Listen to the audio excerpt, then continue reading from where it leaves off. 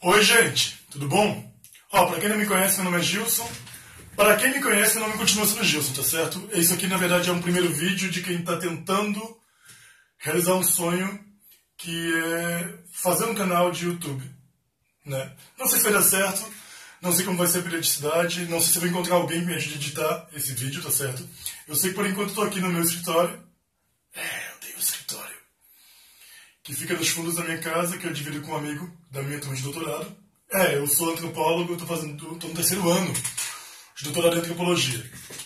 Bem, com o tempo a gente vai falando um pouco mais sobre mim, sobre vocês e tal, mas deixa eu falar um pouco da ideia desse vídeo. Eu estava vendo alguns vídeos de youtubers, e uma youtuber comentou que sobre a importância de representatividade, uma youtuber, uma mulher negra, que criou aquele canal Preta Pariu, que ela é fantástica, certo? E aí o que acontece? Ela comentou que representatividade é importante, chamou atenção para o fato de que se há poucas youtubers negras, há ainda menos homens negros no YouTube.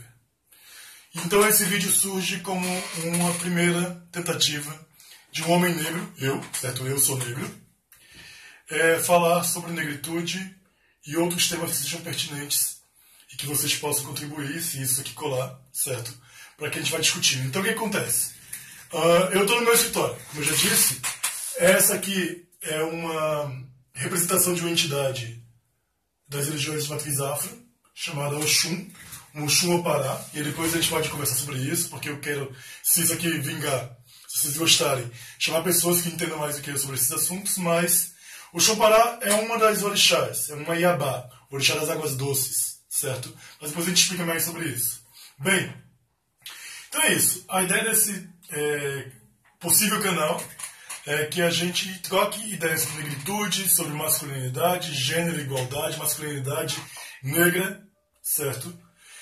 Sobre o processo de enegrecimento, sobre descobertas, sobre inquietações, sobre críticas, ok? E para aquelas pessoas que dizem, o Gilson se torna muito radical, a gente se torna muito radical sim, porque radical quer dizer também ir na raiz das coisas. Então a gente vai buscar problematizar, certo? Talvez o nome do canal possa ser alguma coisa com preto e problematizando, mas a gente vai descobrir ainda. Se alguém tiver sugestão, pode mandar. Mas é isso, gente. Eu acho que não vou começar hoje, de fato, mas a ideia é que a gente comece lá numa primeira discussão sobre representatividade negra, racismo no Brasil. Para quem está cansado não precisa assistir, é simples. E um negro adentrando um universo que sempre foi de brancos. Ok? Beijos para todas, para todos e todos. Ok? Até mais.